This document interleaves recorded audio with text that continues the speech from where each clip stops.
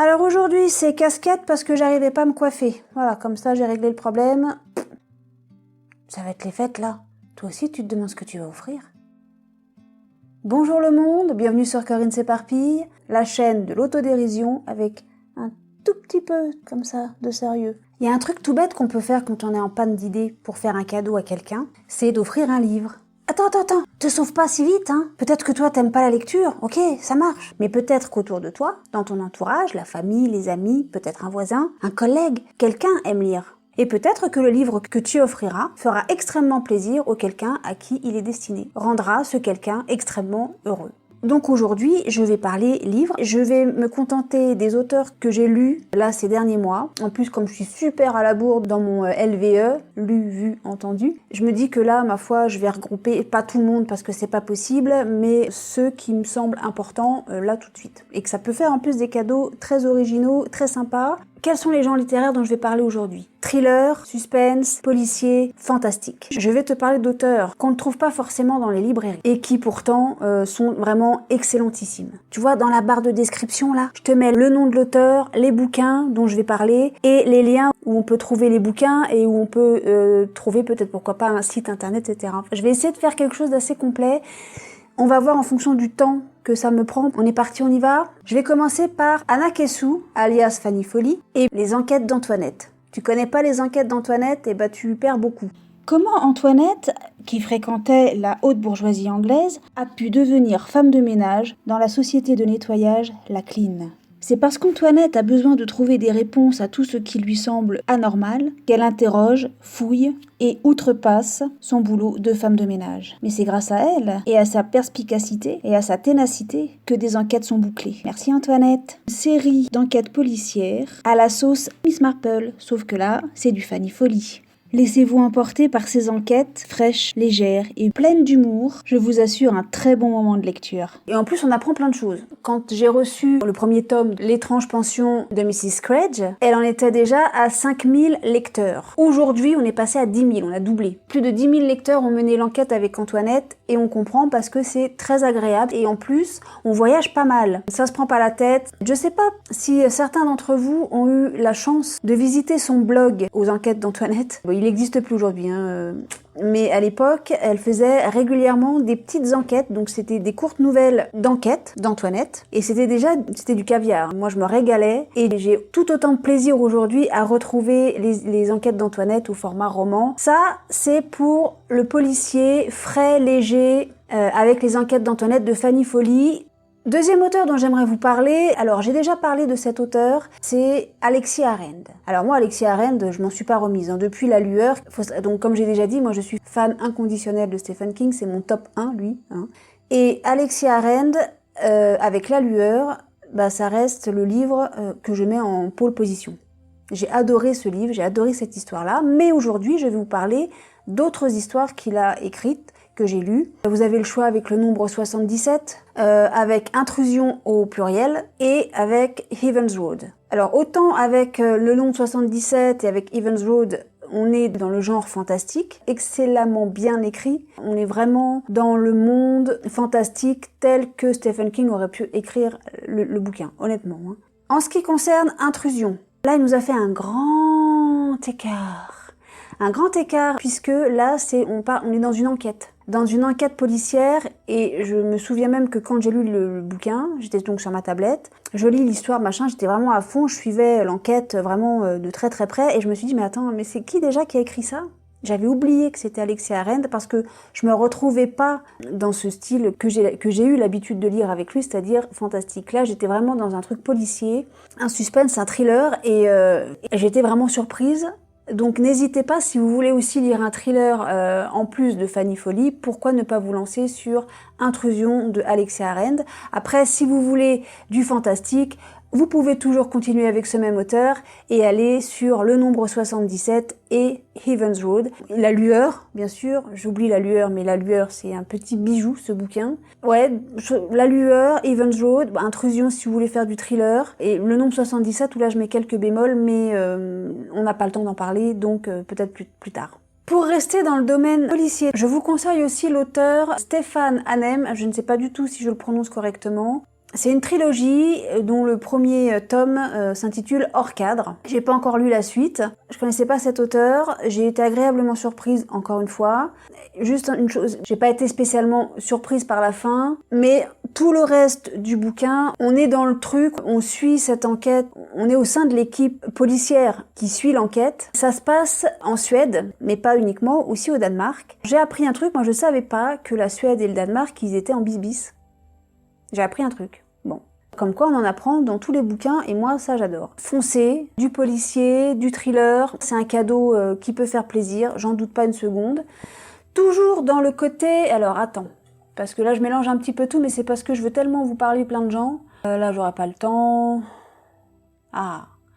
Alors là par contre je vais vous parler de quelqu'un qui est connu. Normalement elle est dans toutes les bonnes librairies. Parce que jusqu'à présent, Fanny Folly et Alexia Arène, j'ai beau aller dans la mienne tous les 15 jours, toujours pas dans les étals, sur les étagères, ou je sais pas comment ça s'appelle. Ces deux-là, puis plein d'autres, hein, sont toujours pas dedans. On a beau réclamer, etc. Non, comme c'est des gens qui sont pas connus, et c'est ça qui me dérange, moi, parce que les auteurs sont pas connus, on n'en parle pas. Et ça, moi, ça me pose problème, parce que ça porte préjudice, en fait, aussi bien à l'auteur, il est pas mis en avant, il est pas visible pour les lecteurs, mais c'est dommageable également pour le lecteur. On nous empêche, nous lecteurs, de faire des découvertes, et de très belles découvertes, et ça, moi ça me dérange, ça me pose problème, et c'est pour ça que j'ai envie de parler de ces auteurs-là, de leurs bouquins, qui pour moi valent vraiment la peine, et qui méritent d'être dans les librairies, dans toutes les librairies. Il n'y a pas de raison pourquoi toujours les gros bonnets, là, que j'aime, hein, que j'apprécie, que je lis, mais j'ai aussi envie de pouvoir découvrir d'autres choses, pas forcément en devant chercher, gratouiller à droite à gauche, parce que pour ceux qui sont des lecteurs, voilà, qui sont pas passionnés comme moi je le suis, ils vont pas faire de même la recherche de ces lectures-là. Et c'est bien dommage, parce qu'ils passent à côté de quelque chose, et moi ça me dérange, donc du coup, j'en parle. Auteur suivant, genre, alors elle a inventé un genre, c'est Ann Rule, donc une américaine. Je vais te faire un petit topo quand même sur le personnage. Elle est décédée il y a peu, en 2015. Une année de merde, cette année 2015, mais enfin bref. Ann Rule, donc, est une romancière américaine spécialisée dans l'étude des tueurs en série. C'est une ancienne policière elle-même. Et elle a fait la connaissance de Ted Bundy dans un tout autre contexte lorsque celui-ci a été démasqué. J'en parlerai peut-être un peu plus bas. Alors, Ann Rule, donc, va lui consacrer un livre.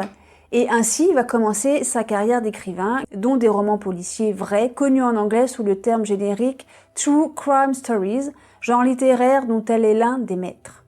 Donc elle a suivi une carrière d'inspectrice à Seattle, elle a été journaliste d'investigation, spécialisée dans les affaires criminelles, donc vraiment elle connaissait son domaine, c'était vraiment son truc. Et donc au début, elle faisait des reportages sur des enquêtes criminelles, à la suite de quoi elle a écrit des livres sur ces mêmes enquêtes, pas toutes, hein, mais sur une partie des enquêtes. Elle était très proche des enquêteurs, des policiers. Vraiment, ces bouquins sont vraiment super complets. Pour en revenir à Ted Bundy, parce que moi c'est le premier bouquin que j'ai lu d'elle, et honnêtement il laisse pas indifférent, je vous promets. Et juste 3-4 lignes à ce sujet. Donc en parallèle de tout ce qu'elle a fait, donc ses investigations, etc., à la fin des années 70, donc elle donne de son temps à une œuvre sociale, le Crisis Clinic Hotline de Seattle, donc une ligne téléphonique ouverte 24 heures sur 24 pour les personnes qui n'ont plus d'autre recours que le suicide. Tâche difficile que de les écouter, que de savoir leur répondre, difficile et éprouvante aussi. Non seulement une formation psychologique s'avère nécessaire, mais l'équilibre émotionnel est indispensable, surtout la nuit. Or, il s'agit ici d'une équipe de nuit dont les bénévoles se soutiennent entre eux, échangent des conseils, font partager aux autres leur expérience, et parmi eux se trouve un charmant jeune homme avec qui Ann Rule a noué des liens d'amitié. Extrêmement dévoué, attentif aux autres, il l'aide de ses avis toujours pleins de bon sens. Et ce jeune homme se nomme Ted Bundy. Dans son bouquin, Ann Rule même nous dit qu'elle a eu une chance inouïe, au final, de ne pas avoir fait partie de ses victimes. Parce qu'il l'appelait pendant qu'il était en cavale, etc., il lui téléphonait. C'est dingue. Bon, il l'a pas fait pendant tout le long de sa cavale, hein. Je crois qu'il l'a appelé 1 ou 2 fois, et elle ignorait que c'est lui qui était recherché. Non, je crois qu'il était même pas en cavale, je crois qu'il avait commencé ses crimes. Je m'en rappelle plus. Il faudrait que je relise le livre, mais j'ai pas le temps. J'ai une pile à lire de bouquins qui fait que j'ai pas le temps de relire les autres livres que j'ai déjà lus. Voilà, donc Ann Rule, qu'est-ce que je peux vous dire? Donc, Un tueur si proche, vous allez pas être déçus. La rivière rouge sang. Ça, je crois que c'est celui qui m'a le plus marqué. Un autre bouquin, là j'en ai lu 2 autres dernièrement, c'est Pris dans la nasse. Alors lui, il est un petit peu compliqué, il est très complexe. Même l'auteur, Ann Rule, nous dit que c'est une enquête qui a duré 20 ans et dans laquelle, en fait, il y a tellement de ramifications, on voyage quasiment à travers tous les États-Unis, que ça a été complexe et compliqué de faire le lien entre tous les gens qui ont côtoyé de près ou de loin cette histoire.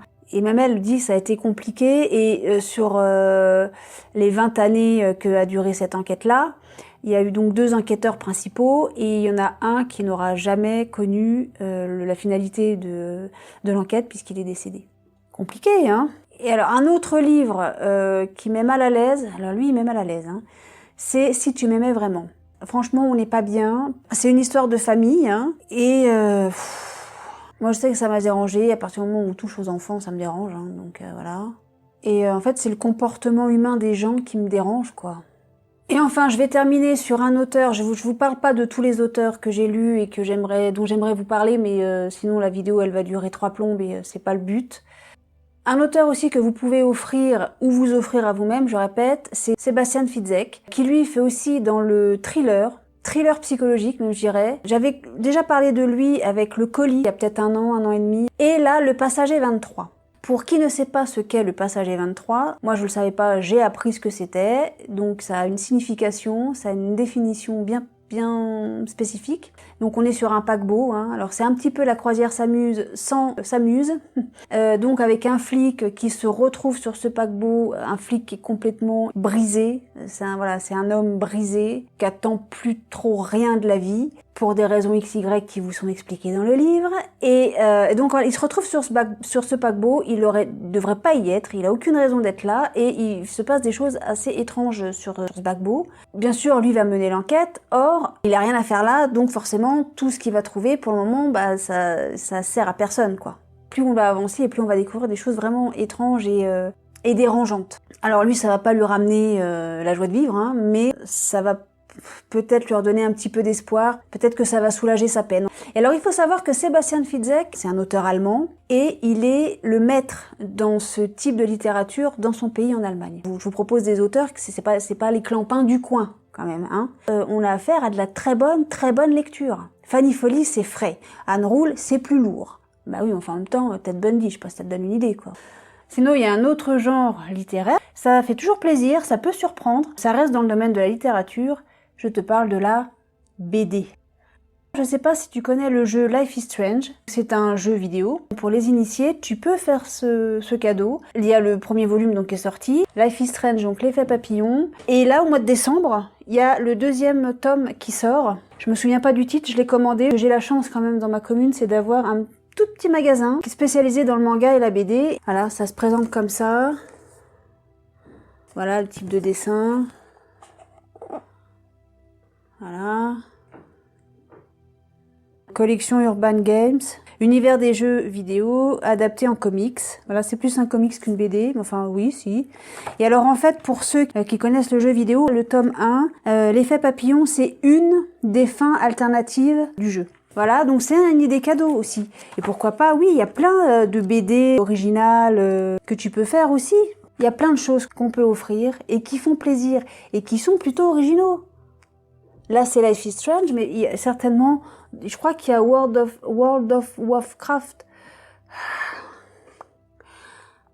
World of Warcraft. Pour World of Warcraft, te fous pas de moi, je te promets. Même moi, ça me fait rire de l'entendre, mais toi, tu rigoles pas, s'il te plaît. Je crois aussi qu'ils font des BD, enfin un comics comme ça. Donc tu vois, il y a plein de cadeaux à faire avec des livres. Parce que les livres, c'est bien aussi, les livres.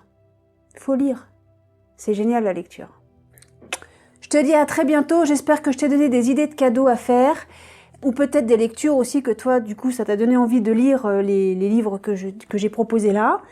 Peut-être que tu connais, vas-y, parle-moi, ça m'intéresse. Et si t'as d'autres idées à fournir en comics, je prends, je suis preneuse aussi. Je te remercie d'avoir regardé cette vidéo jusqu'au bout. Je te dis à très bientôt. Plonge le nez dans les histoires.